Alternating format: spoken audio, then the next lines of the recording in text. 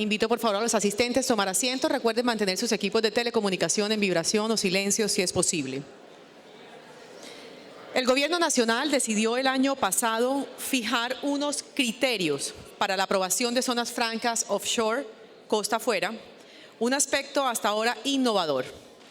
Los panelistas invitados nos mostrarán los beneficios y oportunidades que ofrece esta nueva modalidad para el sector petrolero a través de mecanismos de zonas francas.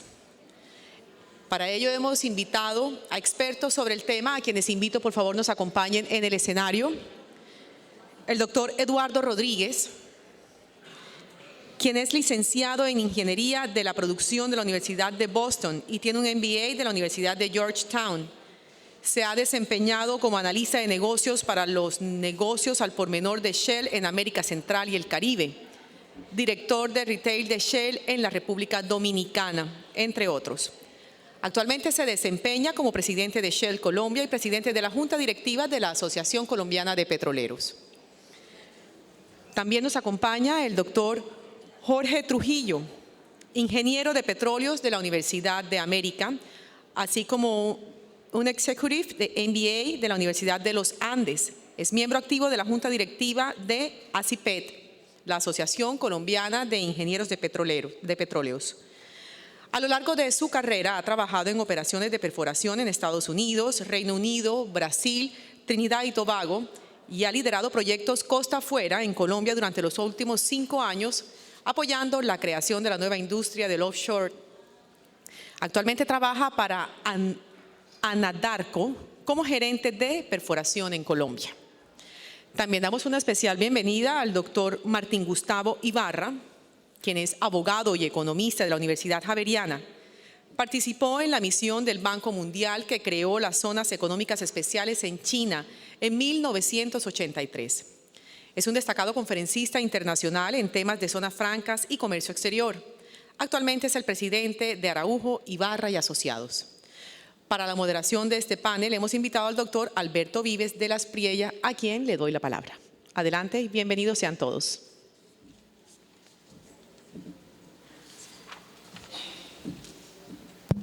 Muy buenas tardes a todos.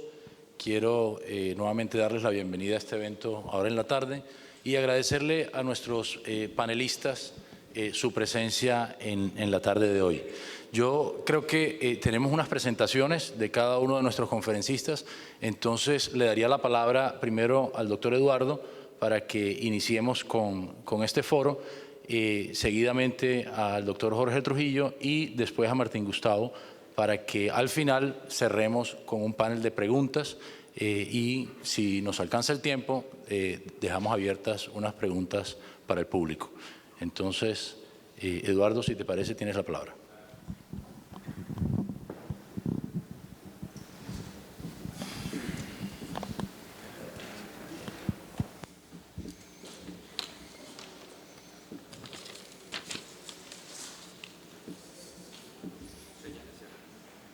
Ahí señalo. Bueno, buenas tardes a todos. Muchas gracias, Alberto, por esta invitación a la ANDI Zonas Francas. Es para nosotros un honor estar acá. Nosotros, como pueden ver, somos el equipo de los cuadriculados acá, ¿no? Entonces, vamos a tratar de no ser tan cuadriculados en la presentación. Como hemos estructurado esto y para no repetir información, vamos a partir la información en 3. Primero, yo les voy a estar dando un contexto de lo que es, de por qué llegamos a zonas francas en el offshore colombiano. Después, Jorge va a hablar de qué es una operación offshore para poner en contexto. Y tercero, Martín va a cerrar con ya los específicos de la zona franca. Entonces, pues, espero que después del almuerzo no se nos duerman. Bueno, entonces yo, como les comenté, voy a estar hablando de la importancia del offshore para Colombia y vamos a tratar de darles un contexto general. Shell es una compañía integrada de energía enfocada en completamente en la cadena de hidrocarburos y energía renovable. Y lo que yo voy a estar haciendo es más o menos dando el contexto bajo Shell. Acá no espero que lean esto, pero esto es algo que exigen los abogados y básicamente, en resumido, es todo lo que yo les voy a presentar, no lo usen para invertir en acciones, y si lo invierten en acciones no me echen la culpa a mí. Bueno, eso es básicamente lo que dice ese tema. Entonces, entrando ya en materia, yo les voy a dar un contexto y primero vamos a empezar con un contexto global energético. Es muy importante entender cómo el mundo de hidrocarburos cabe en el contexto global. Es muy importante entender eso por aspectos de competitividad. Después voy a hablar de qué representa el sector en Colombia, qué representación tiene. Después, cómo es el panorama en los siguientes 10 años para ver cómo estamos parados, el potencial de offshore en Colombia y qué se necesita para ser exitoso. Entonces, ese es el contexto que los voy a llevar a través de esa presentación. Okay. Entonces, primero, en el contexto global, es importante mirar a largo plazo. En el sector energético no podemos mirar a hoy. Por ejemplo, hoy estamos pasando por un momento complicado en precios muy bajos y toca mirar esto a largo plazo. Entonces, si miramos en los siguientes para el 2050, ¿okay? La demanda de energía va a incrementar y eso tenemos que tenerlo muy claro.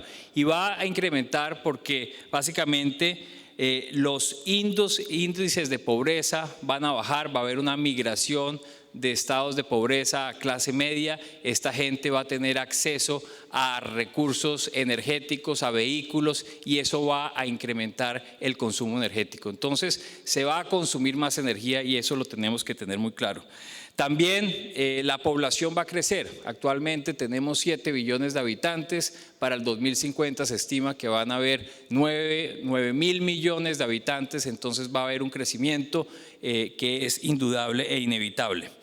Y también las reservas de energía de petróleo y gas son cada vez más difíciles de conseguir. Cada vez el petróleo o el gas barato que se encontraba en el Medio Oriente, ese petróleo es cada vez más escaso y toca incurrir a nuevas tecnologías y a nuevas cuencas, nuevas geografías para poder encontrarlo. Entonces es muy importante. Entonces, mirando el detalle, también tenemos que va a haber un calentamiento global. A medida que se usa más energía, las emisiones de CO2 van a incrementar, entonces tenemos que buscar formas más eficientes de buscarlo y también de consumir ese combustible. Entonces, mirando el tema de los hidrocarburos, para poder abastecer esta demanda, es muy importante tener que los hidrocarburos, el petróleo y el gas, van a seguir siendo las fuentes principales de energía mirando hacia el futuro. Entonces, eso es un panorama muy importante. Y de esa matriz, haciendo mención a lo que decía anteriormente, de cada vez es más difícil encontrar petróleo, el offshore es una fuente muy importante y va a ser un componente importante de esta mezcla. Ahora miremos qué representa el sector de hidrocarburos en Colombia. Es una parte crítica de la economía colombiana y eso lo tenemos claro. Con cifras acá a comienzo de año, acorde a la Asociación Colombiana del Petróleo, la ACP, está 5.6 puntos del Producto Interno Bruto y es un componente muy importante de la balanza comercial, representando alrededor del 50% de la inversión extranjera y aproximadamente un 57% de las exportaciones. Importantísimo, eso es mirándolo hoy, pero hay unos retos importantes y ya vamos a hablar más adelante. Las reservas de petróleo son de 6,5 años y las reservas de gas son de 15 años. 15 años suena bastante, pero en el caso de gas, la demanda está muy pegada a la oferta. Entonces, a medida que va declinando, probablemente vamos a necesitar importaciones de gas. En el caso del petróleo, la producción son 1 millón de barriles, la demanda es aproximadamente entre 250 y 300.000 barriles, entonces todavía hay un campo importante de autosuficiencia, pero si vemos 6.5 años y ahorita cuando Jorge presente el ciclo de offshore, van a entender por qué 6.5 años es un número que nos debemos preocupar. Entonces, claramente hay una señal de alerta y esta es la foto de hoy. Pero entonces veamos cómo va a ser la foto de mañana. ¿Me dijeron que hay problemas con esto? Ya, listo. Bueno, a lo mejor estas gráficas no están muy familiarizados, pero en el eje X tenemos los años, entonces una proyección del 2014 al 2024, y en el eje Y tenemos la producción de barriles. La línea punteada es la meta fiscal del gobierno. Se está estimando que va a haber una producción constante de 1 millón de barriles, y las otras curvas que ustedes ven son los perfiles de producción. Entonces, como pueden ver en la gráfica, si nos paramos en el 2015, estamos en un punto de inflexión, ¿no? Imagínense en el 98, cuando Cusiana llegó a su tope, ahí paró la exploración por ciertos motivos y la producción empezó a bajar, ¿ok? Esto puede pasar, son simplemente proyecciones. Lo que dice es que si no se hace nada, se sigue la curva azul, que se evacúan los campos existentes, baja la producción, y hay diferentes alternativas de recuperar esta producción. Pero claramente está, cuando ven la línea que está sombreada en rojo, esa es la brecha que hay entre la meta fiscal y las posibles perfiles de producción. De los cuales vamos a necesitar muchos.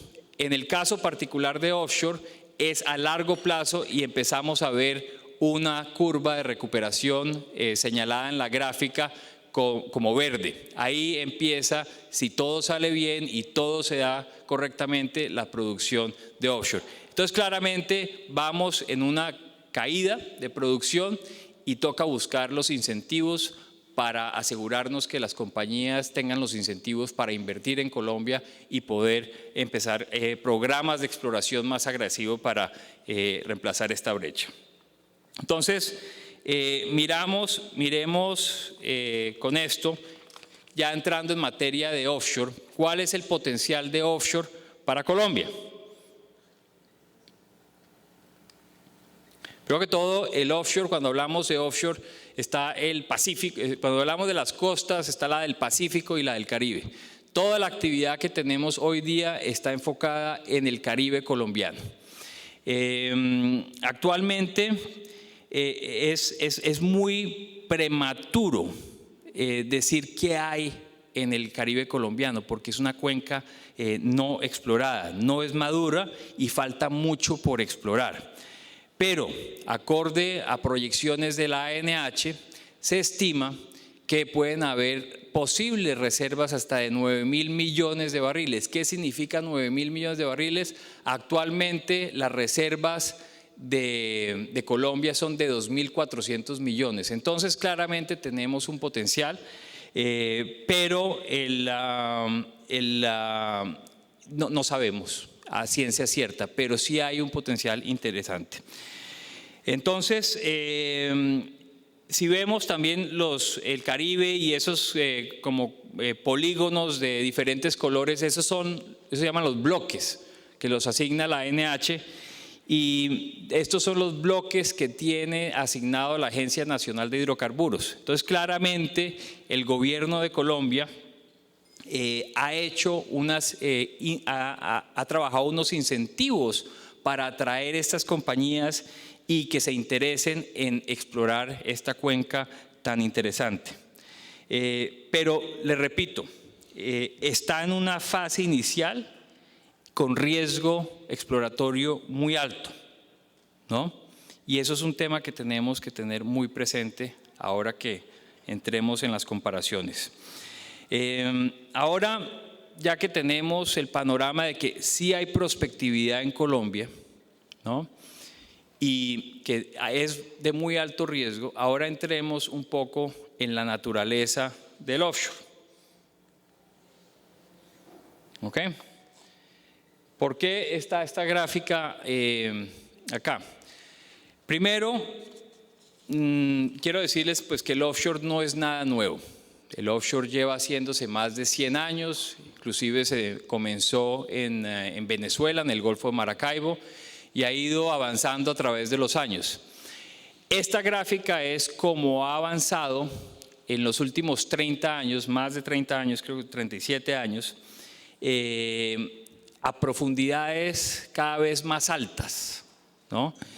Esto es debido a lo que les comentaba, que cada vez encontrar petróleo es más difícil, tiene que ser en sitios más complejos y la profundidad es una de ellos. Paralelamente, cada vez que se explora más profundo, los costos suben y son inversiones excesivamente altas.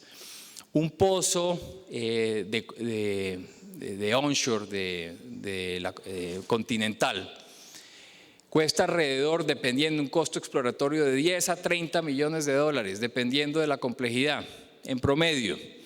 Un pozo de offshore de aguas profundas, ultraprofundas, puede rondar entre 150 y 300 millones de dólares. Eso es llegar y hacer un hueco con una posibilidad de éxito en una cuenca no probada, con muy alto riesgo, 300 millones de dólares para ver si hay petróleo o gas, y esto toca hacerlo, ¿no? Entonces es un negocio muy costoso, de muy alto riesgo técnico, y en el caso de Colombia estamos hablando de las profundidades más altas que se ven hoy día.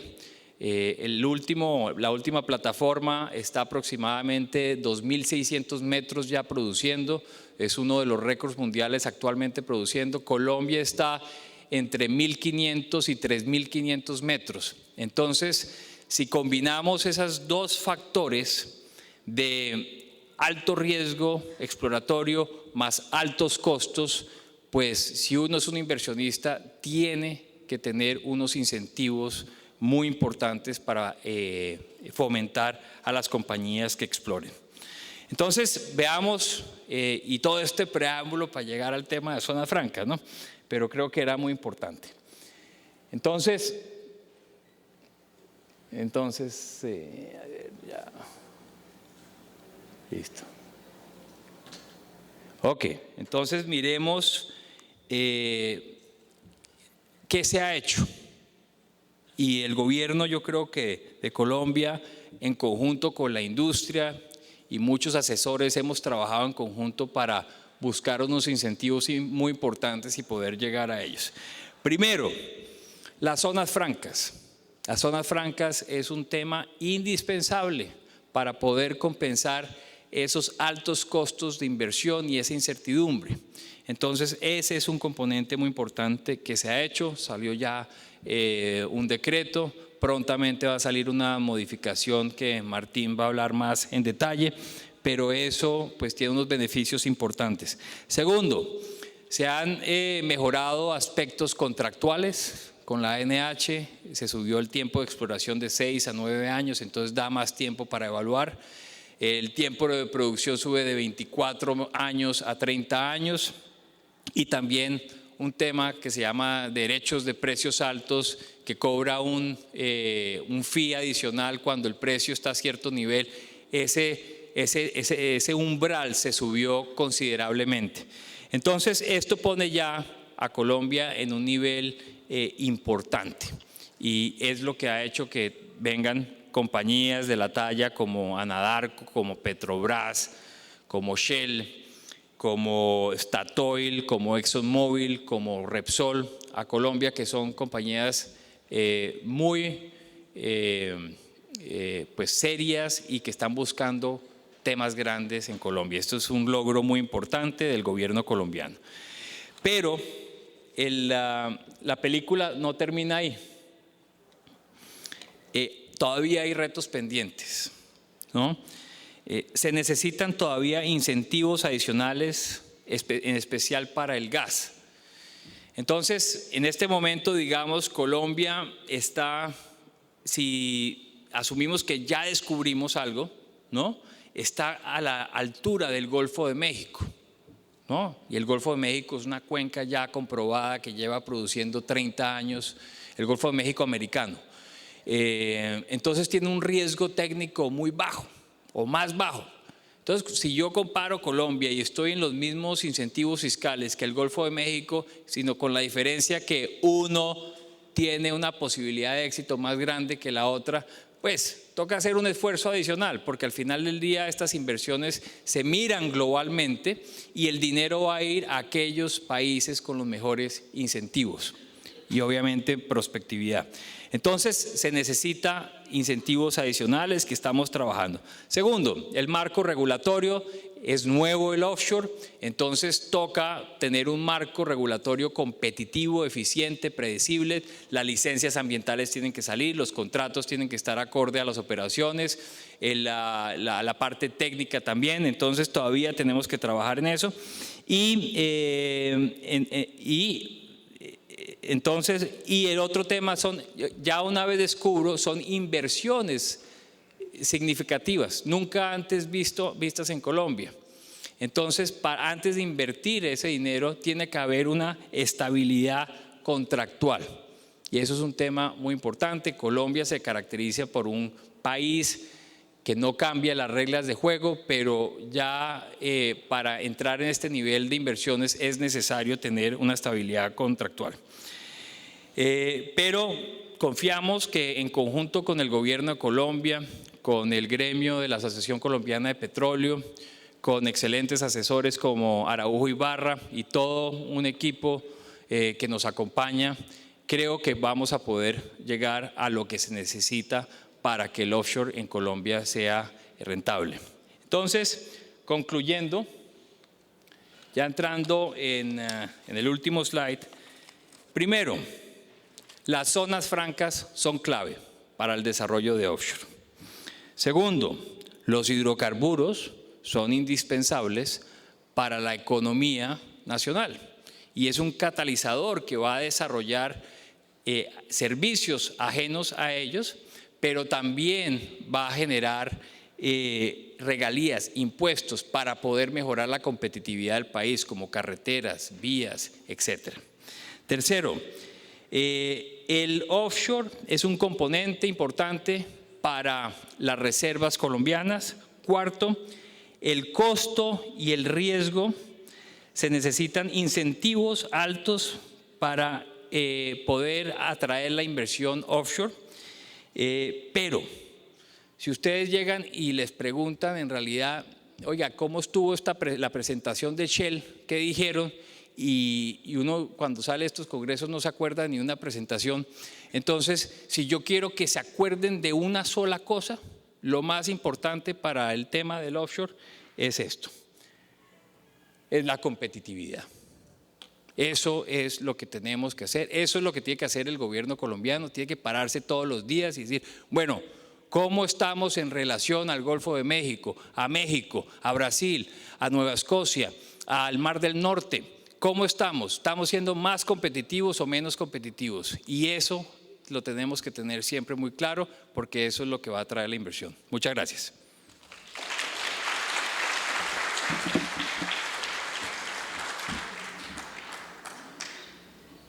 Muchísimas gracias, doctor Eduardo. Muy gentil por su presentación. Le cedemos la palabra al doctor Jorge Trujillo, entonces.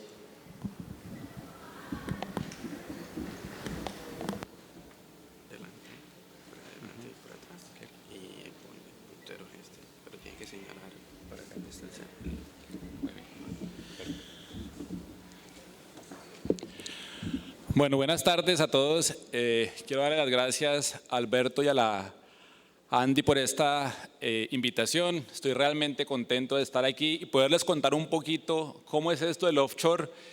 Tengo una serie de ayudas que les van a ayudar un poquito a imaginarse qué es lo que hacemos allá, el esfuerzo que esto requiere, la tecnología que se necesita y el costo y el capital humano que requiere para poder sacar esto adelante. Como Shell nosotros también tenemos un lenguaje de advertencia, pero se darán cuenta que la letra es un poquito más grande, aunque tampoco se puede leer. Quería comentarles un poquito acerca del compromiso de Anadarko con la seguridad.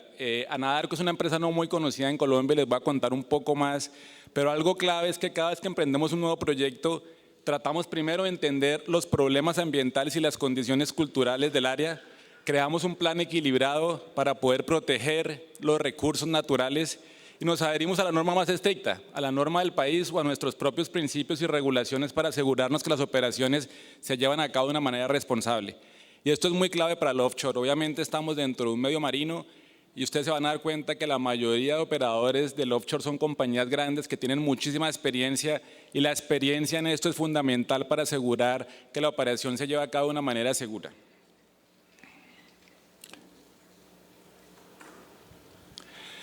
Entonces, ¿qué es Anadarko? Anadarko es una compañía de exploración y producción de petróleo y de gas. Tenemos nuestra casa matriz en Texas, cerca de Houston, en The Woodlands, y se ha enfocado últimamente en el tema de exploración y producción en aguas profundas más que simplemente en offshore. El mapa muestra todos los sitios donde hemos estado explorando en los últimos 5 o 10 años. Tenemos ya éxito exploratorio en Brasil, tenemos también éxito exploratorio en el oriente de África, y producción en algunos otros países. Esto habla un poco de la experiencia que tenemos. Como ven, si vemos aguas ultraprofundas, somos la tercera compañía después de Shell y Petrobras que más perforan aguas ultraprofundas y en aguas profundas somos la quinta compañía. Entonces, hay muchísima experiencia en este tema, un foco muy grande, hay un equipo técnico realmente admirable que tiene la experiencia adecuada para cometer este tipo de retos. Eduardo comentó un poco acerca de este slide y este es un poco el ciclo de vida de un desarrollo de aguas profundas y estamos hablando de términos de 30 a 50 años para el desarrollo total. ¿En dónde estamos en Colombia? Estamos en la primera etapa, que es la etapa de exploración, que es una etapa que puede durar entre 1 y 5 años. Y básicamente, ¿qué ha pasado? Pues tenemos 2 hallazgos, el hallazgo de Orca de Petrobras y el hallazgo nuestro de Anadarko de Cronos, 2 hallazgos de gas. Seguimos explorando en este momento, Anadarko está perforando un segundo pozo exploratorio que se llama Calazú y tenemos esperanzas también de tener un hallazgo importante ahí. ¿Qué seguiría después de esto? Pues tenemos una etapa de delineación en donde tenemos que cuantificar mejor los volúmenes de estos hallazgos y empezar a tomar decisiones acerca del desarrollo futuro. Pero para poder tomar estas decisiones que implican inversiones de cientos de millones de dólares necesitamos desde ya tener un poco claro las reglas del juego y tener claro cuáles serían esos términos y condiciones dentro de los cuales llevaríamos a delineación estos campos y eventualmente a desarrollo. Estamos hablando que en las siguientes etapas, para el caso de crudo es más rápido porque no hay que tener contratos, se vende en el spot market, pero para el caso del gas hay que tener contratos y todo el tema de financiamiento, lo cual hace que la siguiente etapa sea mucho más grande. ¿Cuándo veríamos este gas en caso de éxito? Pues lo estaríamos viendo dentro de 10 años, la primera molécula de gas. Sin embargo, a pesar de que sea un tema a largo plazo, necesitamos desde ya tener la discusión de cuáles van a ser esos términos y esas condiciones para poder tomar decisiones de inversión que son de cientos de millones de dólares.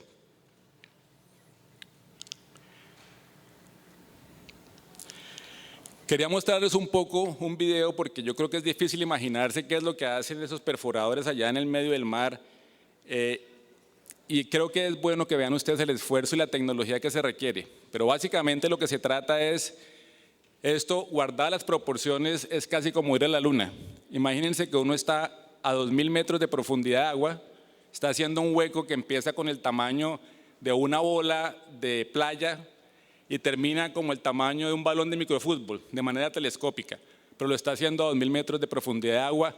Obviamente hay unos robots submarinos con cámaras que le permiten a uno ver lo que está sucediendo y el video muestra un poco de qué se trata, cómo llega el barco, cómo se posiciona y cómo perfora el pozo. Rueda el video, por favor.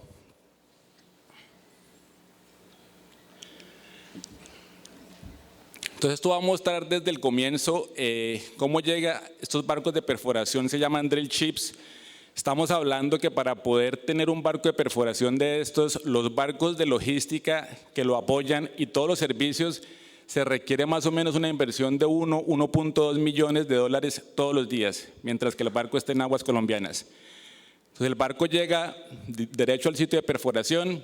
Estos barcos no están anclados, tienen un sistema de posicionamiento dinámico que les permite mantener estación en el sitio con medio de sistemas satelitales que le ayudan a posicionarse, y tienen unos turbinas por debajo del casco del barco, 3 en la proa y 3 en la popa, que básicamente lo que hacen es permitirle contrarrestar los movimientos del viento y el oleaje y mantener la estación con mucha exactitud. Esto se mueve más o menos 5 a 10 metros del sitio donde uno quiere estar.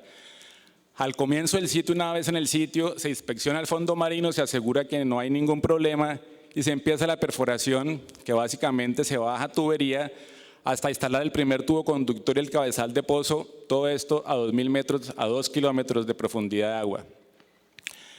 Después de esto se empiezan a bajar las brocas de perforación y de manera telescópica se arranca con un diámetro más grande y se va haciendo más angosto en la medida que se profundiza, y básicamente lo que se hace es un hueco.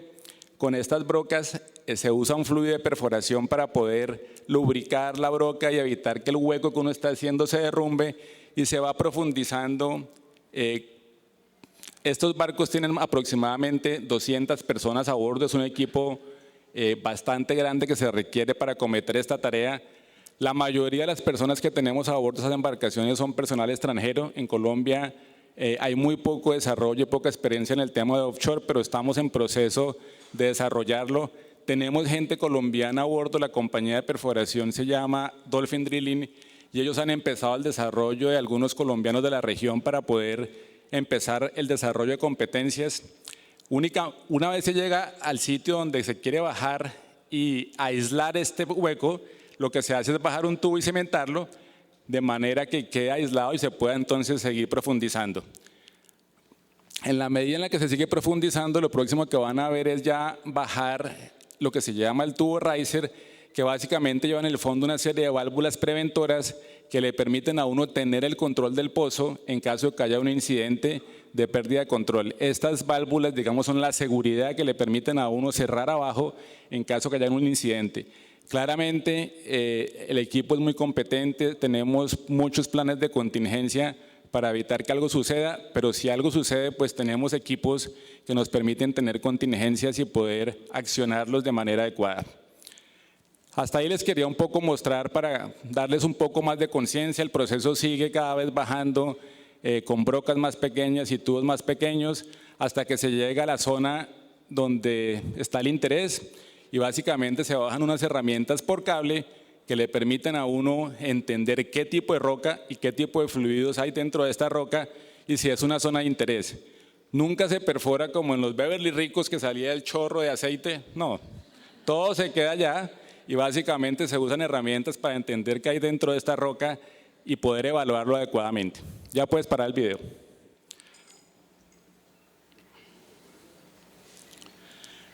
Ahora, claramente esto necesita unos servicios de apoyo. El barco está ya perforando, pero no pueden tener todos los materiales a bordo para acometer la operación. Un pozo de aguas profundas se demora en promedio entre 3 y 5 meses, dependiendo de la profundidad y de qué tantos objetivos geológicos tenga, y entonces necesita apoyo en tierra. Básicamente lo que tenemos es una base logística en donde están los materiales almacenados hasta el momento en donde se tengan que usar en la operación costa afuera, y unos barcos, unas embarcaciones de apoyo que le permiten empezar a llevar la tubería, los químicos y los alimentos para la gente que está a bordo. Obviamente el operador está dentro del contrato que tiene con la NH, ahí lleva a cabo su actividad. Hay dos tipos de contratos. Los contratos que nos permiten explorar y perforar son los de E&P, y estos contratos dentro de estas áreas limitadas por la NH es donde se lleva a cabo la actividad. Una vez se termina el proceso de perforación, se tiene claridad acerca de los volúmenes y pasa uno a las siguientes etapas en donde toma decisiones de desarrollo. Entonces hay que construir esta vez no barcos y plataformas de perforación que van a estar durante una temporada corta, sino ya facilidades permanentes que van a estar ahí 20 o 30 años produciendo los hidrocarburos. Aquí estamos hablando de inversiones ya no de cientos, sino de miles de millones de dólares. Para poder tomar esas decisiones necesitamos entender ya entonces cuáles serían los términos adecuados para llevarlas a cabo. Si ven la foto de arriba, muestra básicamente todo lo que se vería en superficie. Hay diferentes tipos de plataformas, algunas flotantes dependiendo de la profundidad de agua, algunas pueden estar soportadas en el fondo marino. Y si ven el de la derecha, la parte inferior, ven que también en el fondo marino hay estructuras, cabezales de pozo, líneas de flujo que conectan y permiten el flujo de todos estos hidrocarburos a las facilidades de producción. En el caso de gas, especialmente si es gas licuado, habría necesidad de tener procesamiento adicional para poder licuar este gas en tierra o flotando en el offshore y poderlo exportar después. Entonces, claramente, el tema, amarrando un poco ahora esto con el tema de las zonas francas, tiene unas ventajas grandes cuando empecemos el tema de producción. Claramente ahí hay un incentivo en términos fiscales que van a permitir que el proyecto sea más viable económicamente. Pero también hay ventajas importantes durante la etapa de exploración en la que estamos. Básicamente, al no haber necesidad de importación temporal de los equipos y de las embarcaciones, podemos ser mucho más ágiles en cómo se lleva a cabo la operación. Vamos a tener menos tiempo de renta para estos equipos. Estamos hablando, como les decía, de un costo de 1.2 millones de dólares diarios. Y si nos tenemos que gastar 2 o 3 días en procesos de importación, pues claramente ahí hay un costo adicional. Si podemos hacer esto, pues vamos a tener proyectos que tengan menores costos. Además, el sueño es que tengamos unos clústeres de servicio alrededor del tema de las zonas francas en tierra, y esto lo que haría sería incentivar la creación de cadenas de suministro mucho más eficientes. Las cadenas de suministro que tenemos hoy en la parte de petróleo en Colombia están diseñadas para las operaciones de tierra. Entonces hay bases en Barranca, en Yopal, en Neiva, alrededor de Bogotá, en Villavicencio, en donde históricamente se ha desarrollado el tema, pero las cadenas de abastecimiento para el offshore en Colombia no existen.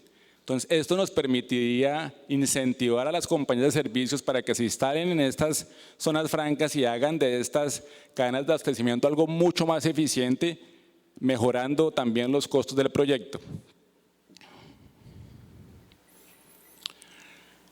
Y entonces, ¿cómo va la región? ¿Qué beneficios habría para la región?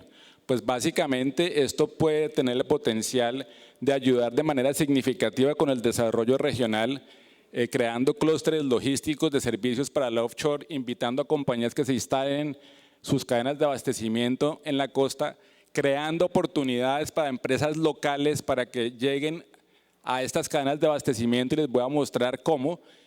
Y no hay que esperarse al tema del desarrollo para hacer esto. Las inversiones que se van a hacer en los próximos 3 a 5 años en términos de exploración son sustanciales. Estamos hablando de cientos de millones de dólares. Y claramente en esa etapa también se requieren servicios y se requieren bienes para poder acometer la actividad. Obviamente va a ser mucho más importante en el futuro cuando haya desarrollo, pero desde ya se necesitan esos servicios y hay oportunidades para las compañías locales. Esto traería generación adicional de empleo local, aumento de ingresos para las comunidades, nos permitiría tener marcos de transferencia de conocimiento más eficientes, acelerar el desarrollo de este conocimiento para poder generar más oportunidades en el desarrollo de las competencias técnicas de la gente, y finalmente tener el desarrollo de una logística no marina como existe hoy, no de puertos, sino especializada en el tema de offshore, que de todas maneras es muy diferente y requiere unas competencias y unas habilidades muy específicas. Y claramente no son solo servicios técnicos. Si vemos este slide, que creo que Martín también lo va a mostrar, es difícil de ver, pero básicamente si vemos lo de la mitad es básicamente el core del negocio, son los servicios técnicos especializados que seguramente nos vamos a demorar mucho tiempo para poder desarrollarlos. Pero si empezamos a expandirnos hacia afuera, empezamos a ver oportunidades de servicios que ya existen en Colombia, que habría que desarrollarlos con el estándar adecuado para poder competir con compañías extranjeras, Y si vemos todavía más atrás, hacia afuera, ya hay muchas cosas establecidas en Colombia, establecidas en la región, que hoy estamos utilizando, que permiten el desarrollo de estos proyectos.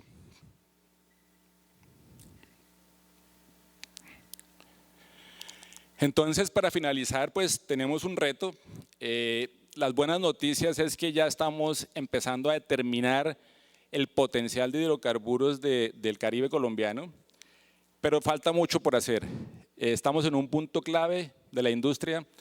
Tenemos una oportunidad enorme de aumentar reservas, como les decía Eduardo, en el offshore es donde tal vez haya el mayor potencial de las reservas más grandes que tiene el país. Tenemos la oportunidad, si logramos los términos adecuados para desarrollar los proyectos de gas, de convertirnos en un jugador clave en el tema de gas a nivel mundial, pero el desarrollo del offshore es costoso, por lo tanto requiere condiciones especiales para que sea viable en términos fiscales, en términos regulatorios, en donde hay todavía mucho que hacer, y en términos contractuales, en donde estamos hablando todos los días con la NH a ver cómo hacemos viables estos proyectos. Y eso es lo que les quería contar. Muchas gracias.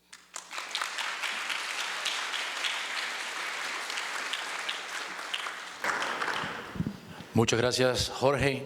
Doctor Martín Gustavo, es su turno. Muchísimas gracias, Alberto. Aunque todos estamos cuadriculados, yo soy el único demorado, pero espero no demorarme mucho en mi presentación. No sé si alguien me puede ayudar aquí con la presentación en el… Bueno,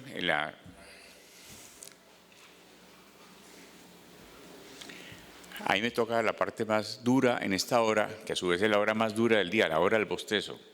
Después de un almuerzo es una hora complicada y los temas legales sí que son adustos. Entonces me toca aterrizar las magníficas presentaciones de mis compañeros de panel en la parte legal y los retos que tenemos para convertir las zonas francas offshore en una realidad. En primer lugar, quiero agradecer a la ANDI la muy gentil invitación, darle un cordial bienvenida no solamente a mis compañeros de panel, sino a las autoridades que están aquí, los representantes del Ministerio de Comercio Exterior y la DIAN, quienes van a tener en sus manos la administración de este importantísimo instrumento.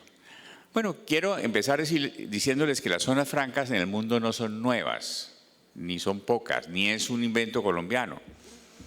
Hay en este momento más de 3.500 zonas francas en el mundo. Cuando se hizo el GATT, en 1947 habían 50 zonas francas. Cuando se celebró la OMC ya habían 500 zonas francas y en este momento hay 3.500 zonas francas en más de 135 países del mundo que emplean 100 millones de empleos de trabajadores. O sea, más del 1% de la población del mundo trabaja en zonas francas. Si aplicáramos ese 1% a Colombia, deberíamos estar generando en Colombia 470.000 empleos directos frente a los 80.000 que hay en este momento. Entonces, aquí tenemos un reto gigantesco para hacia el futuro la utilización del mecanismo. Bueno, aquí vemos que en América hay más de 1.150 zonas francas y el 95% de los países de nuestro hemisferio americano tiene zonas francas. Precisamente en Colombia está la sede de la Asociación Latinoamericana de Zonas Francas, que lidera y agrupa las zonas francas del continente y que está haciendo una alianza con las zonas francas de los Estados Unidos. De hecho, la asamblea del año entrante, porque este año es en Nicaragua en noviembre, va a ser en Estados Unidos. Por primera vez una reunión conjunta entre las zonas francas de Estados Unidos y las zonas francas de América Latina.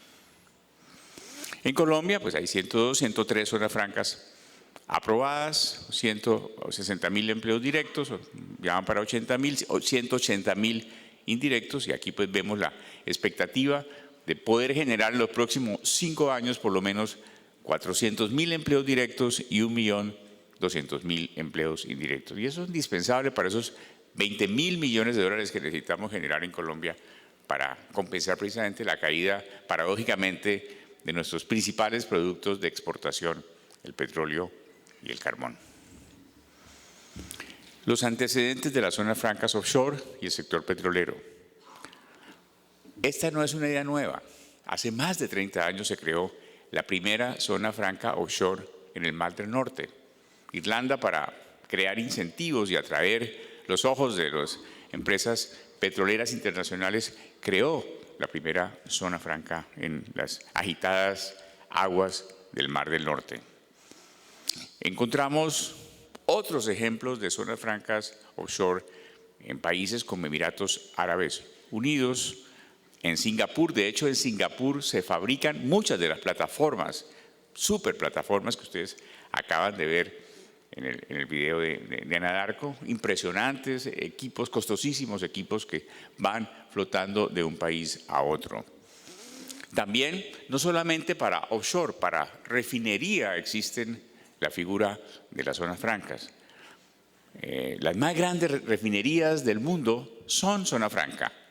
La mitad de los 90 millones de barriles que el mundo produce al día se refina en países distintos de donde se extrae. Y aquí podemos observar en Singapur, por ejemplo, algunas de las refinerías más grandes del mundo. Entre estas dos refinerías tienen más de 1 millón de barriles, que son más de 5 veces la capacidad de Reficar. De hecho, Reficar es zona franca. Se tomó esta experiencia internacional para solicitarle al gobierno por parte de Ecopetrol que le aplicara el régimen de zona franca a la refinería. Pues no tiene sentido en proyectos tan costosos someter al petróleo a requisitos de comercio exterior cuando lo que se ingresa a una refinería parte se evapora, parte se transforma en miles de productos diferentes que unos se importan y otros se exportan. Aquí vemos, por ejemplo, en Nigeria, varios tipos de zonas francas, no solamente offshore, también onshore, para darle servicio a los proyectos petroleros costa afuera. En Estados Unidos hay más de 80 refinerías bajo régimen de zona franca. De hecho, el petróleo es el principal producto de movimiento de valor en las cerca de 400 zonas francas de los Estados Unidos. En Colombia existe un importantísimo precedente de las zonas francas offshore en el Golfo de Morrosquillo. Hace casi 30 años, la Asociación Cravo Norte, formada por Ecopetróleo Occidental de Colombia, colocó un buque que se llamaba el FSU, el buque Floating Storage Unit, un buque de más de 400 metros de largo, entre otras por motivos de seguridad. En ese momento la guerrilla estaba supremamente agresiva contra el proyecto de Occidental y estaba mucho más seguro el petróleo en la mitad del Golfo de Morrosquillo, vigilado por la Armada, que en unos tanques en tierra a tiro de bazuca o de fusil. Este fue el primer proyecto de zona franca offshore en la historia de Colombia. Y aquí pues Reficar, como ya comenté, que tiene el privilegio de ser zona franca. De hecho, es la zona franca de mayor inversión hoy en Colombia. ¿Qué características tienen las zonas francas offshore? En primer lugar, pueden declararse en cualquier parte del territorio nacional, siempre y cuando el territorio que trae la Constitución Nacional. Pueden incluir áreas o en agua o en tierra, porque como mostraba Jorge, siempre una zona franca en el mar requiere un espacio en tierra donde almacenar algunos elementos, donde reparar o de prestar servicios, donde hacer logística. ¿Y qué área es? El área marítima es la que esté fijada en el contrato con la Agencia Nacional de Hidrocarburos. Y aquí vemos que en este caso pues no tenemos que cumplir con 2 requisitos tradicionales de las zonas francas permanentes, que son las 20 hectáreas y la continuidad. La legislación ha sido específica en reconocer la especialidad del régimen offshore. O sea, no es que se haya aplicado el modelo de las zonas francas en tierra a estos proyectos súper especiales en el mar, no. Se diseñó sobre medida, como un sastre que toma las medidas exclusivas para un proyecto de características totalmente distintas. Para el área continental sí que tiene que tener todos los requisitos que se pide para una zona franca en tierra. En esta gráfica vemos que hay varios tipos de usuarios. Uno es el usuario operador de la zona franca, aquellos usuarios en que el gobierno ha delegado la facultad de promover y operar y controlar a una zona franca y a sus usuarios. Las desarrolla y las administra. Y hay varias empresas muy serias en Colombia que están dedicadas no solamente a operar sus propios zonas francas, sino también zonas francas especiales o zonas francas de tercero permanentes, como en este caso las zonas francas offshore. Pero también está otros tipos de usuarios que van a ser los que van a desarrollar las actividades petroleras. El primero de ellos, el más importante de todo, el operador petrolero, la empresa que se ganó la adjudicación de un bloque en el mar con la Agencia Nacional de Hidrocarburos. Esta empresa, con la titularidad de ese contrato, tiene el derecho a solicitarle al gobierno nacional que le reconozca una zona franca offshore en ese bloque o en esos bloques, porque puede haber varios bloques en los cuales ha sido beneficiada. Pero también se extiende el régimen a sus socios. Como estos son proyectos billonarios, muchas veces una empresa acude a otros socios, entre ellos Ecopetrol tiene bloques propios, pero también está asociado con muchas empresas petroleras en otros bloques. Entonces, esta ventaja de la zona franca no solamente es para el primer titular del contrato, sino para todas las empresas que son sus socios. Pero lo más importante es lo que ven en azul, los proveedores de bienes y servicios. A diferencia de una zona franca en tierra, donde los compromisos de inversión se miden por el número de activos fijos productivos que invierte la empresa, aquí hay servicios. Aquí se cambia el concepto de activo fijo por servicio variable, porque los servicios se esfuman una vez se presten. Entonces la inversión no está medida en máquinas, ni está medida en inversiones que en el mar desaparecen, está medida en el costo de los gigantescos servicios que observaron en el video. Cada barco vale más de $1 millón al día. Y vimos 40 tipos de servicios en los 3 anillos que nos mostró Jorge, 40 tipos de servicios diferentes de que van desde la prospección de un área hasta la alimentación de los trabajadores que están en el barco. Entonces, lo que permite este decreto de una manera muy inteligente es que se hace extensivo el régimen de zona franca, no solamente al operador petrolero, no solamente a sus socios, sino a toda la cadena de empresas que prestan los servicios. Porque realmente el costo son los servicios. Si solo se hubiera permitido el régimen de zona franca para el operador petrolero, pero no para las empresas de servicios, poco se hubiera hecho.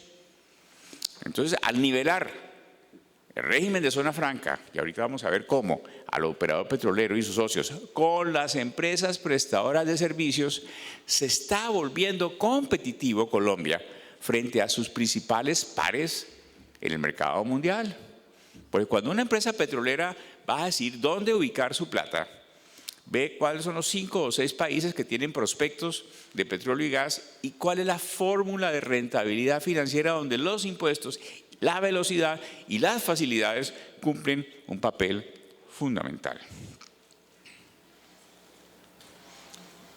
¿Qué requisitos se necesita para pedir una zona franca? Primero, el contrato adjudicado por la ANH y firmado con ella. Segundo, tener una persona de objeto exclusivo. Y este es uno de los grandes retos que tiene el régimen, porque había empresas que tenían un contrato con la ANH, pero también tenían operaciones en tierra. Operaciones residuales de otros contratos, otro tipo de negocios. Entonces, ¿cómo escindir de esa empresa o cómo pasársela a una empresa nueva que, por ser usuario de zona franca, requiere objeto exclusivo? El tercero, realizar en el 6º año una inversión de $32 millones. Es una suma importante, pero obviamente, como decía Eduardo y Jorge, pues absolutamente proporcional a las gigantescas inversiones que se requieren para hacer un pozo en el mar. Crear por lo menos 30 empleos directos. Este ha sido de los puntos más interesantes, porque a diferencia de si uno va a hacer una zona franca agroindustrial que puede vincular los empleos de las fincas que van a proveer las frutas o la caña de azúcar, en el caso del biocombustible, o una zona franca especial que requiere entre 70 y 150 empleos, donde se pueden contar físicamente las personas que tienen las máquinas de coser o las del proceso productivo. En el mar son empresas que vienen y que van, que unas desaparecen a través del tiempo porque ya ha prestado su servicio y ya pasamos de la etapa de exploración a la etapa de producción, pero se requiere que al año 6º, entre el operador petrolero y sus socios y todas las empresas de servicios petroleros estén generando por lo menos 30 empleos directos. Inclusive se pensó al comienzo que iban a hacer más, pero entonces nos hubiera tocado crear una cooperativa de pescadores para justificar los empleos en el mar. Entonces, esta cifra de 30 empleos es una cifra que coincide con lo que se espera un proyecto de estos pueda generar, porque obviamente hay empleos en el mar, pero también hay empleos en las facilidades de la empresa en tierra y todo el movimiento económico que un proyecto billonario como este implica. También hay que postular un usuario operador de zona franca en la solicitud para que opere y controle en nombre del gobierno las facilidades francas, y en este caso no se exige el requisito para las zonas francas permanentes de tener un mínimo de 5 usuarios. Debemos señalar las coordenadas que estén en el contrato, presentar las licencias o permisos ambientales, y el área costa afuera se podrá ajustar, son zonas francas flexibles. Normalmente cuando se declara una zona franca en tierra, normalmente se amplía, y en Colombia se han pedido varias solicitudes de ampliación. En el mar pasa lo contrario, porque primero se declara el área autorizada por el contrato y a medida en que la sísmica va aumentando y se va afinando la información de los pozos, los bloques se van achicando y se llegan hasta donde finalmente van a estar las plataformas que van a sacar el petróleo y el gas. Entonces, probablemente son zonas francas que se encogen y no tiene sentido tener como zona franca toda el área declarada en el contrato inicial cuando finalmente ya se van a ir renunciando a las áreas que se devuelven porque pues, la sísmica y la actividad exploratoria demuestra que son ciertas áreas de todo el bloque las que son aptas para la producción de petróleo y de gas. Pero además algo muy interesante, una zona franca puede amparar varios bloques.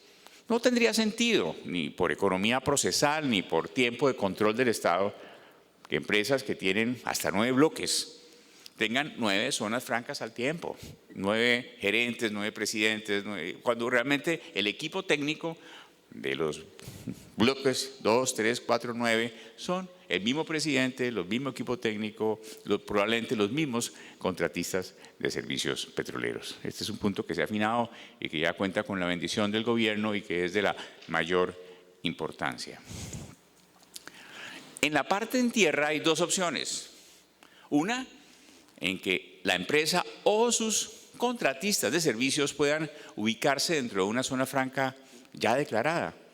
En el caso de la costa caribe colombiana, donde ustedes vieron han sido adjudicados la mayoría, cerca de 30 bloques diferentes, hay más de 10 zonas francas en operación. Entonces, simplemente las empresas de servicios petroleros pueden calificarse dentro de una de esas zonas francas en operación y con esa calificación automáticamente pueden prestar con una recalificación automática sin compromiso adicional sus servicios bajo régimen franco en los bloques en el mar, gozando además de las ventajas de las zonas francas, muchas de ellas declaradas antes del 31 de diciembre del 2012, que tienen una legislación favorable frente a la que hay en este momento. Pero también existe la posibilidad de que se pidan la empresa una zona franca exclusiva para esa empresa en una parte territorial, solo para ella. Y existe también una etapa intermedia en que inicialmente sus contratistas se ubiquen en una zona franca existente, permanente existente, y más adelante, ya en la etapa de producción, si las necesidades del proyecto lo justifican, pidan su propia zona franca, su propio área de zona franca en tierra, por ejemplo, para una impresionante facilidad de compresión de gas que probablemente tenga que estar al frente de donde están los pozos y que son inversiones de más de $1 billón. El procedimiento, pues se radica la solicitud, la comisión intersectorial evalúa y aprueba el proyecto y emite el concepto de viabilidad. Posteriormente, de acuerdo con el trámite actual, hasta el 17 de diciembre, pasa posteriormente a la DIAN, la solicitud de calificación del usuario y la postulación del usuario operador. La DIAN verifica el cumplimiento de los requisitos y de la información, si es necesario pide información adicional y finalmente expide el acto de calificación. Vale la pena reconocer el gran esfuerzo que están haciendo tanto el Ministerio de Comercio Exterior como la DIAN, porque por primera vez en la historia de las zonas francas están estudiando de manera conjunta las solicitudes radicadas. DIAN y Ministerio como un solo equipo. Esto evita todo este circuito y va a cortar muchísimo el tiempo de aprobación. Una magnífica señal para el sector petrolero de que estos son proyectos que el gobierno ha declarado como de interés nacional por la urgencia de generar nuevas reservas de petróleo y de gas. De hecho, cuando veíamos que nos quedan 6 años y medio de reservas en petróleo en Colombia, al mundo le quedan 53. Entonces, es urgente encontrar, por generación de divisas, por generación de impuestos, el petróleo y el gas es cerca del 20% de los ingresos de impuestos nacionales, por seguridad energética, por sustitución de importaciones, este valiosísimo recurso. Y finalmente, vamos a ver cuál es el efecto fiscal de estas zonas francas en los proyectos de petróleo y gas. Y esto es muy interesante porque sin zona franca estábamos absolutamente fuera de competencia internacional. Y este fue un proyecto que nació de compararnos con el resto del mundo. ¿Qué ofrecen los demás y qué estaba ofreciendo Colombia? Bueno, cuando se obtiene una zona franca, la renta baja del 25 al 15%. El CRE en las zonas francas petroleras se paga para el operador petrolero, pero no aplica el sobrecre. Fue una excepción expresa en la última reforma tributaria de diciembre del año pasado. Obviamente hay unos beneficios muy importantes que esos equipos costosísimos, pues al estar en zona franca, no pagan arancel y no pagan IVA. Y este es, bajo el punto de vista de flujo de caja de la inversión del proyecto, un beneficio muy, muy importante. Y obviamente, pues sí, hay beneficios también si se construye dentro de una zona franca, porque esos equipos importados, esos materiales de construcción tienen un régimen especial. Pero al final del cuento, y en este gráfico observamos muy precisamente, si sumamos los beneficios de en impuesto de renta, una zona franca offshore para el operador petrolero tiene el 24%, mientras que si no hubiera zona franca pagaría el 43%, lo cual sacaría a Colombia por las gigantescas inversiones, porque como decía Eduardo, un pozo en mar puede costar 20 veces más que un pozo en tierra. Ya con el 24% estaríamos en competencia internacional, más los beneficios, los incentivos que él sugiere, pues que se nivelen para estar todavía más sincronizados con la competencia internacional. Para aquellos usuarios que estén en zonas francas anteriores respecto a los servicios que presten desde estas zonas francas, pues van a tener el 15%. Tenemos algunos retos todavía por desarrollar. El primero es el tema de la jurisdicción de aduanas. ¿Qué pasa cuando una empresa tiene bloques en toda la costa caribe colombiana, al frente de Sucre, al frente de Bolívar, al frente del Atlántico, al frente de Magdalena y La Guajira? ¿Va a tener varias jurisdicciones aduaneras o se le va a dar a una jurisdicción aduanera el manejo de toda la operación? Probablemente sea así, porque su shore base, su antena tierra va a estar en un solo sitio. Este es un punto importante. Segundo, la unificación de los compromisos de inversión en zona franca, y en esto se está trabajando en un decreto adicional que esperamos salga en los próximos días. La admisión de inversiones realizadas en bloques renunciados. ¿Qué pasa si se invirtió en un bloque que finalmente se abandona, pero la inversión ya se hizo y la zona franca es una? ¿Cómo esa inversión se contabiliza para el conjunto de bloques que integran una sola zona franca? Y obviamente ya las actividades propias de la actividad diaria, que requerirá una reglamentación adaptada a las muy particulares necesidades de las actividades offshore. Y por eso la creación de un comité entre la Asociación Colombiana de Petróleos, la DIAN y el Ministerio de Comercio Exterior que registre las muy particulares necesidades va a ser muy importante ya en la vida real. Y otro elemento que es tan importante como lo anterior es que nos estamos inventando un nuevo negocio en Colombia. Si vemos el mapa, los primeros productos de exportación de Venezuela, de Colombia y de Ecuador es el petróleo, de lejos. Y el primer producto de exportación de Perú y de Bolivia es el gas. Y Colombia está en la mitad de todos. Entonces esto nos va a permitir, con la combinación del régimen franco, una fantástica oportunidad de fabricar equipos, de reparar elementos, de hacer logística, de prestar servicios, de capacitar gente para todo el clúster latinoamericano, incluyendo México y Brasil.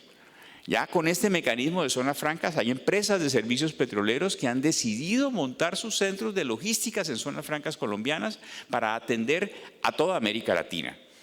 Entonces, creemos que el potencial no solamente se reduce a las hectáreas del bloque, sino que tenemos que verlo dentro de un contexto continental. Conclusión, este régimen de zonas francas offshore, que sin duda es histórico, va a contribuir de una manera muy efectiva a mejorar la competitividad de las empresas petroleras y de sus clientes y proveedores, a convertir a Colombia en el epicentro de venta de productos y servicios para América Latina y la comunidad andina en el sector de petróleo y gas, y a la contribución de la creación de un nuevo clúster petrolero en Colombia. Muchísimas gracias.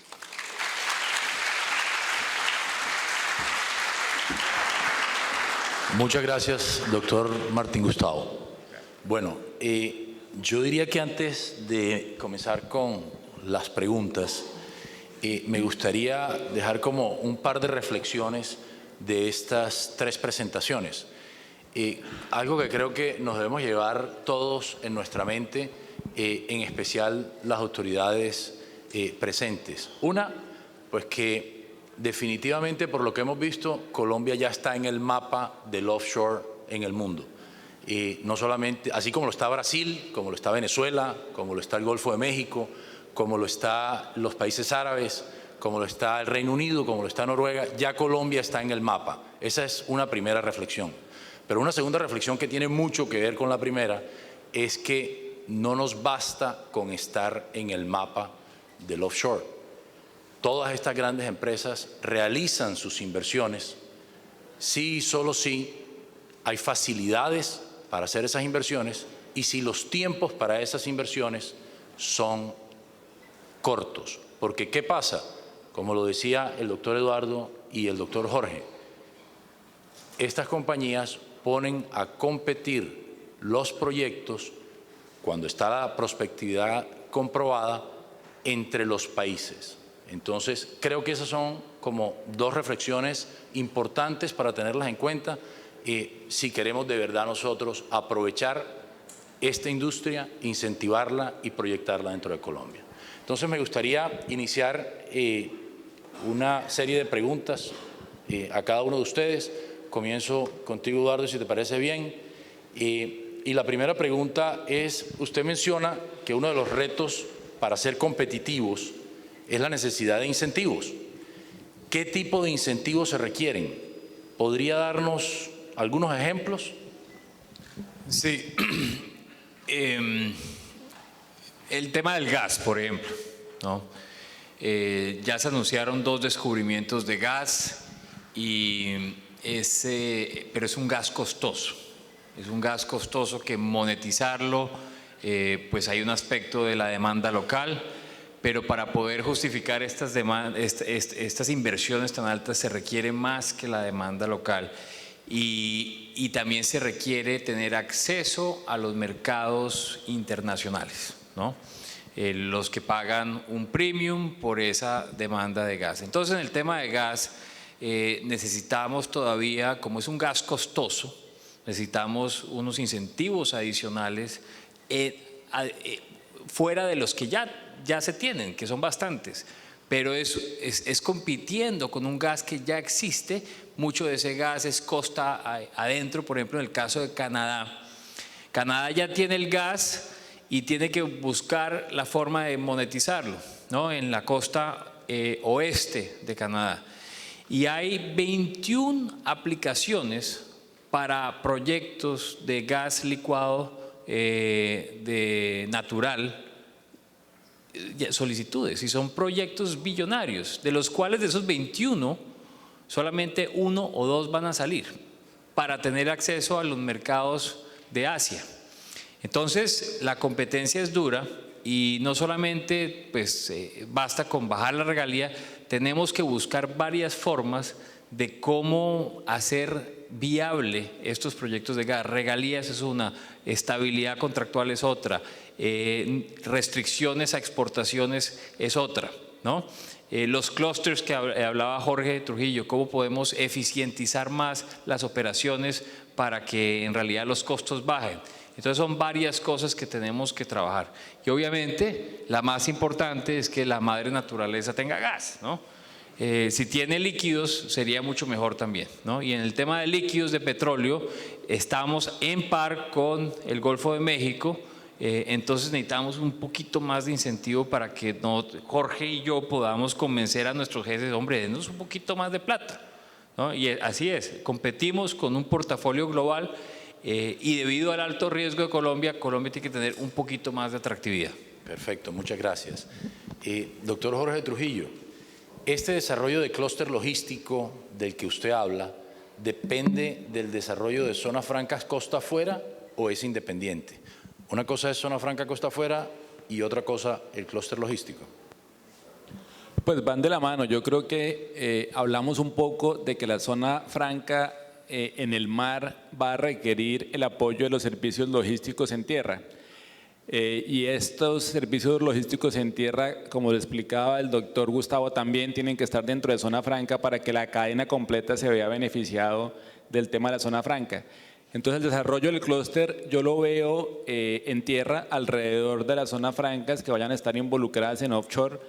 El decreto también permite que los usuarios industriales se beneficien además también de los temas tributarios y esto va a hacer que se dinamice mucho el sector y el impacto de esto va a ser una disminución importante en costos porque vamos a tener unas cadenas de abastecimiento mucho más eficientes que las que existen hoy.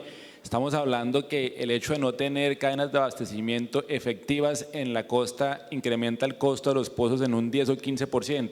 Entonces realmente más allá del beneficio tributario a futuro, a corto plazo, esa eficiencia puede disminuir sustantivamente el costo de los proyectos y hacernos más competitivos. Gracias, Jorge. Doctor Martín Gustavo, ¿deben las compañías de servicios ser usuarios industriales de zona franca o perfectamente pueden ubicarse en sus bases actuales?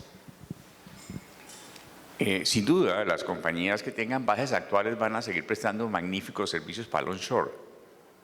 Pero si pretenden llegar a licitar para un desarrollo costa afuera, si no están en zona franca, estarán como la propaganda de la vivienda en el lugar equivocado. Porque simplemente, pues, ¿cómo van a pagar aranceles, IVA sobre equipos que van a tener en tierra para mandar al mar donde no tienen, por ser zona franca, impuestos? ¿Cómo van a competir con una estructura fiscal del 43% cuando la empresa que esté en zona franca va a tener el 15% por lo que haga dentro de zona franca o el 23-24% por lo que va a hacer costa afuera? Es más, algunas de las compañías que van a abrir licitaciones van a exigir el registro como usuario de zona franca para admitir la licitación de la empresa de servicios petroleros. Esto es algo que es bien importante y hay muchas empresas de servicios petroleros que están anticipándose a la calificación de sus servicios y además se han dado cuenta que no solamente sirven para las zonas francas offshore colombianas, sino que a su vez al ser usuarios de zonas francas pueden prestar servicios a otros países y para redistribución internacional de sus productos para América Latina. Productos que pueden almacenar en zona franca y desde allí mandar a muchísimos países. Muchas gracias. Vuelvo contigo, Jorge. ¿Qué importancia tiene establecer una efectiva cadena de abastecimiento regional para las operaciones en la zona franca costa afuera? Pues es un tema que tiene que ver con el costo de los proyectos, darle viabilidad a los proyectos y volvernos más competitivos. Y quería mencionar algo. Nosotros en el caso de Anadarko ya radicamos la solicitud de la zona franca, entonces este tema, digamos, ya está en movimiento.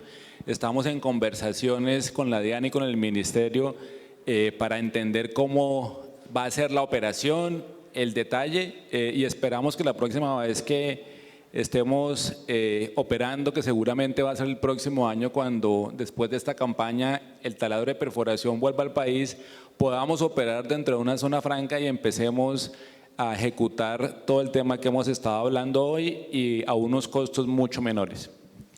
Ok, te hago una pregunta más. ¿Dónde y por qué debe estar ubicado este hub y cómo este hub puede ayudar al desarrollo de la región Caribe?